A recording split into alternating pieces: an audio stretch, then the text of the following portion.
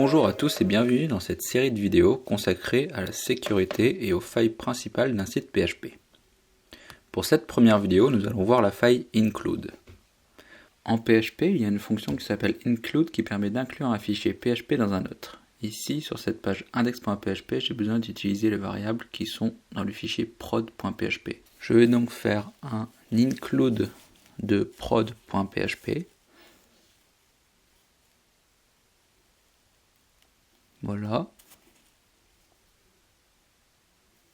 Je vais tester d'afficher la variable db dans index.php. Donc je fais un écho de db.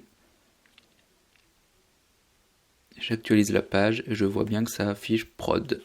Donc ça fonctionne bien. Ce qu'on aimerait bien faire, c'est d'utiliser une variable différente de db pour différents cas. On peut donc passer en argument de l'URL une variable c qui indiquera si on est en prod ou si on est en test. Ici on peut tester test. Il faut donc maintenant changer le code. Je vais tester si on a bien la variable c dans l'URL. Je fais donc un if i7 de $_get de la variable c.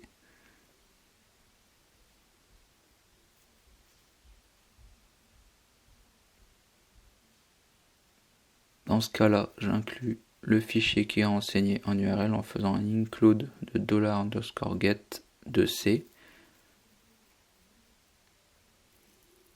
Et j'ajoute l'extension .php. Sinon, j'inclus un fichier par défaut qui sera ici default.php.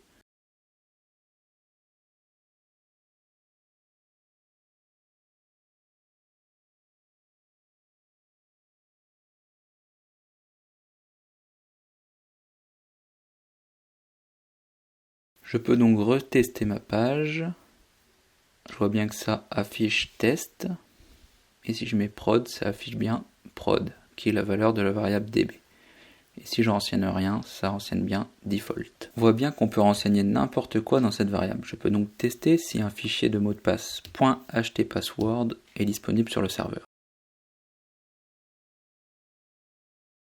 Ça ne fonctionne pas parce que je n'ai laissé la place qu'à des fichiers PHP. Si je ne rajoute pas l'extension PHP dans le code, je vois bien que le contenu du fichier .htpassword s'affiche bien avec des mots de passe hachés. Mais il faut savoir que même si un hash n'est pas réversible comme un chiffrement, il existe aujourd'hui des techniques pour casser ces fameux hashes.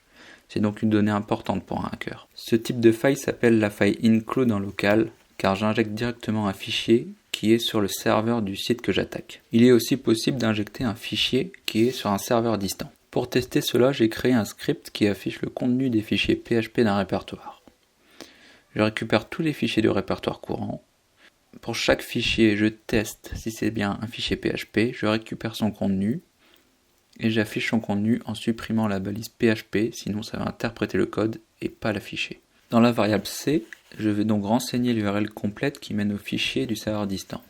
Ici pour le test, c'est en local. Et voilà, le tour est joué, j'ai réussi à afficher le contenu de tous les fichiers PHP. J'ai donc accès à des variables sensibles qui contiennent les accès à la base de données par exemple. Maintenant que l'on a vu comment exploiter cette faille, voici comment s'en protéger. Premièrement, il faut vérifier votre configuration PHP. En allant dans le fichier php.ini de votre serveur, il faut vérifier que la valeur de allow url include est bien à off. Ici elle est à on, du coup je la mets à off. Il faut relancer le serveur pour que la configuration soit prise en compte. On peut retester la faille et maintenant on voit bien que ça ne fonctionne plus. Et pour finir, le seul moyen de vraiment contrôler les fichiers inclus est de faire un test pour chaque page.